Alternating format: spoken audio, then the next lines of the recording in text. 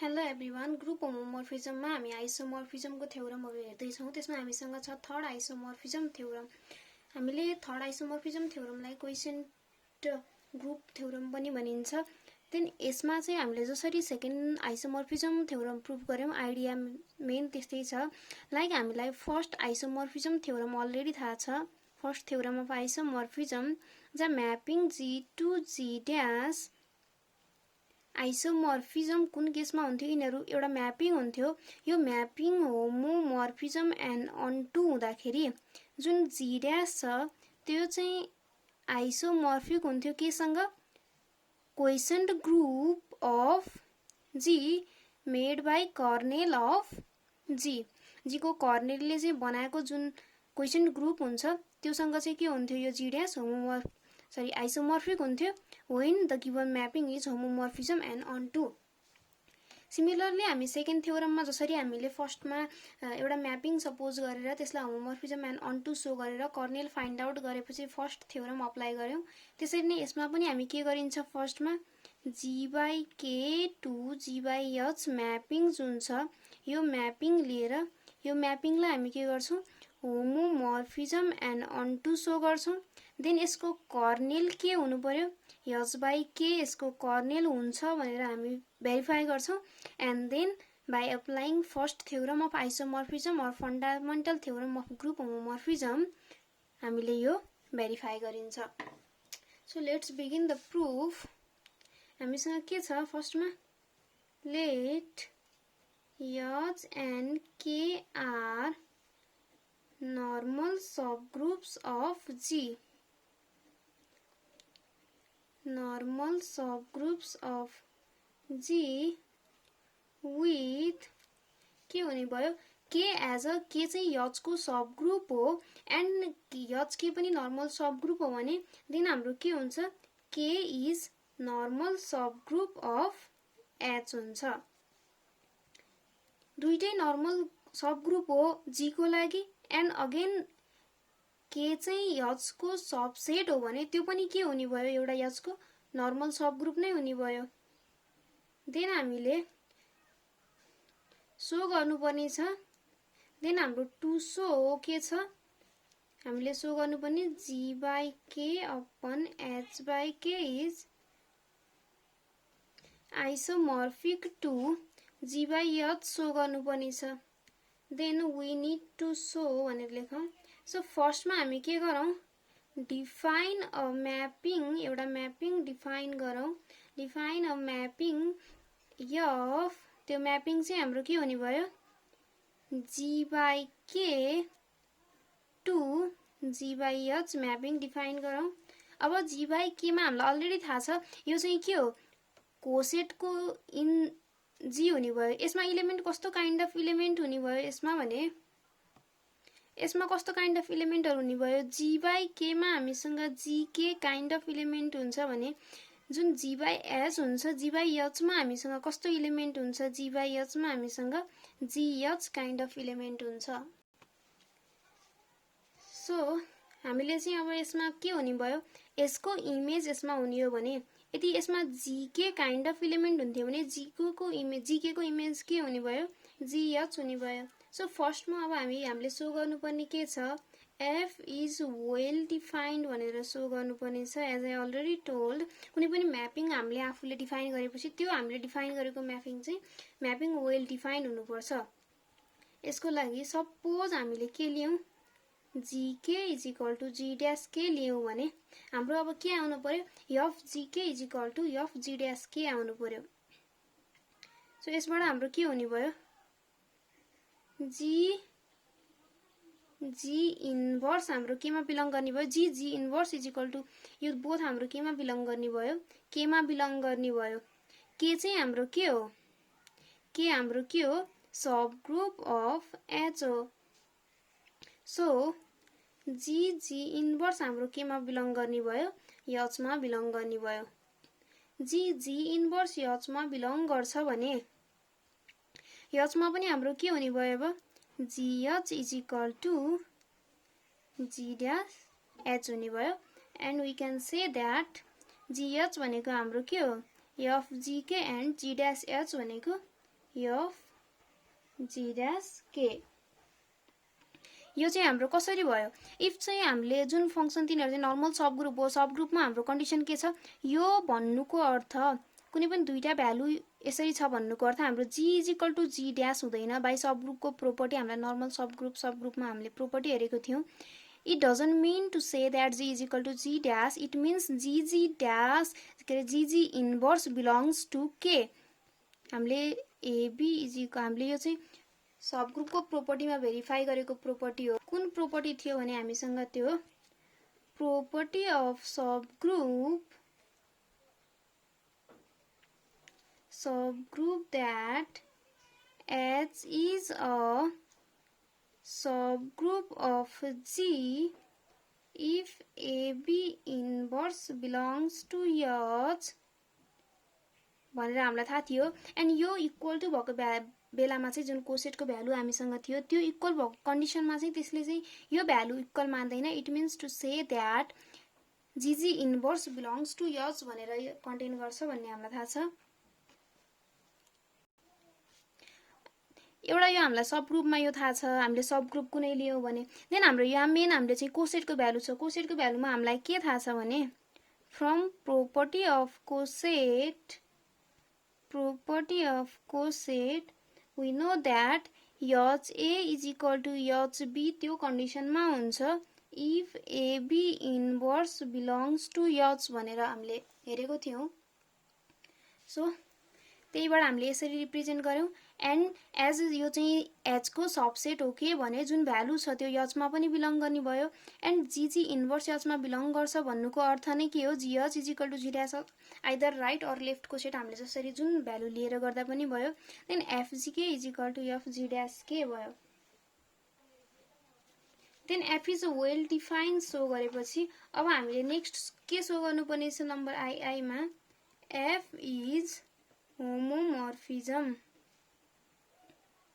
f is homomorphism show गर्नको लागि हामीले अब के गर्यौं, हामीले फर्स्टमा के लेख्यौं gk and g let gk and g dash k belongs to g by k। Then के हुने भयो by closure property gk into g dash k also belongs to g by k। Then अब हामीले gk into g dash k is equal to हामीले यसलाई कसरी यसरी पनि रिप्रेजेन्ट गर्न पाइन्छ भन्ने हामीलाई थाहा छ gg dash k। यो हामीलाई प्रोपर्टी हामीले चाहिँ कोसेटमा सोल्भ गरेको छौं, यो प्रोपर्टी भेरिफाई पनि गरेको छौं।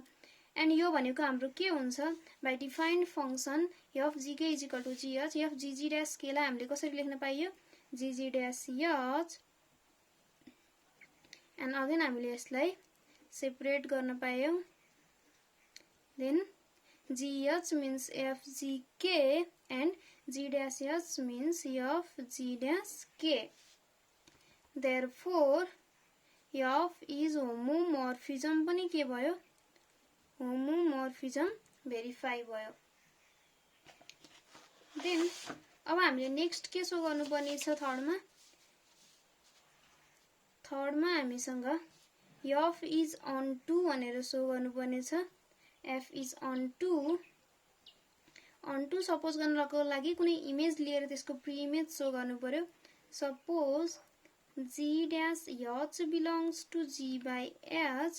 देन हामीले के सो गर्नु पर्यो, देन we know that हामीलाई के थाहा छ, we know that के बिलोङ गर्छ gk के मा बिलोङ गर्छ g by k मा बिलोङ गर्छ which is the pre image of and यसको के हुने भयो यसको इमेज g को चाहिँ gh हुन्छ भन्ने हामीलाई थाहा छ।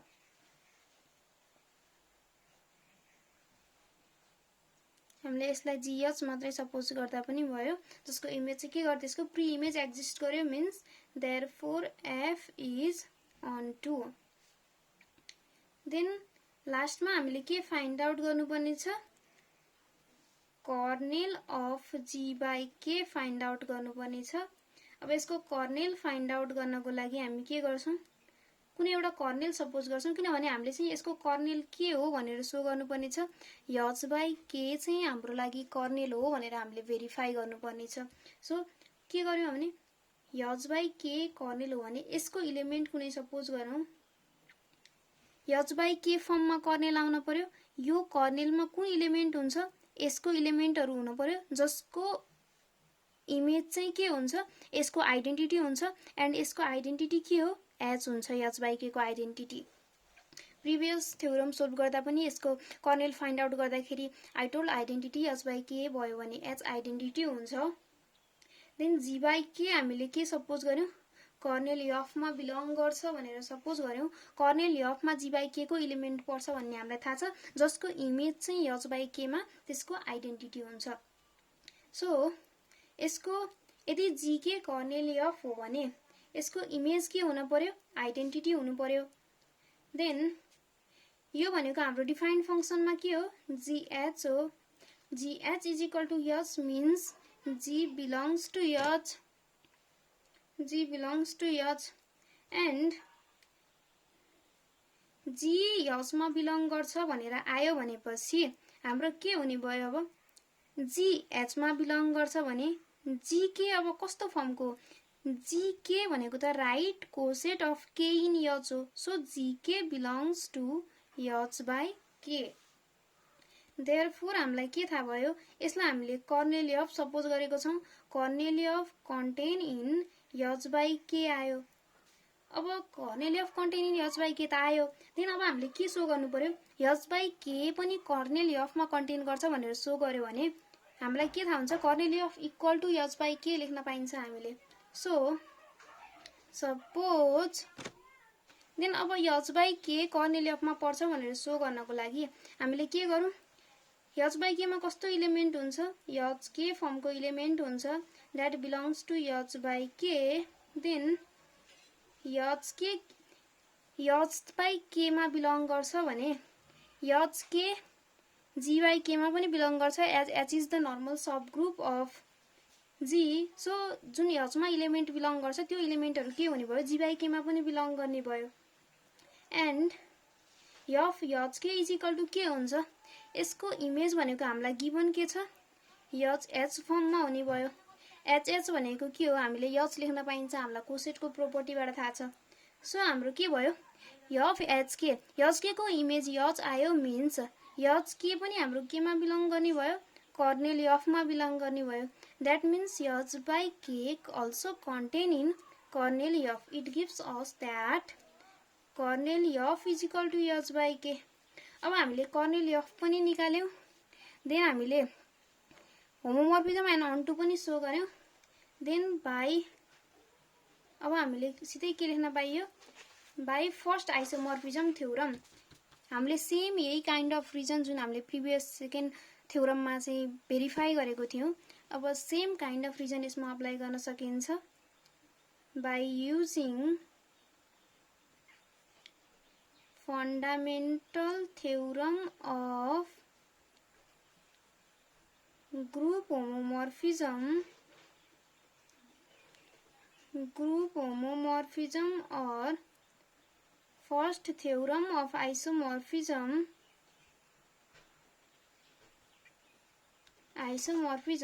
हामीले कुन फंक्सन डिफाइन गरेको थियौं हामीले फर्स्टमा यो फंक्सन डिफाइन गरेको थियौं यो हाम्रो जुन छ g बाइ k यसको upon kernel f is isomorphic to g by h लेख्न पायौं सो हामीलाई के भयो g by k is isomorphic to kernel f हाम्रो के हो h by k which is isomorphic to g by h यो हाम्रो भेरिफाइड भयो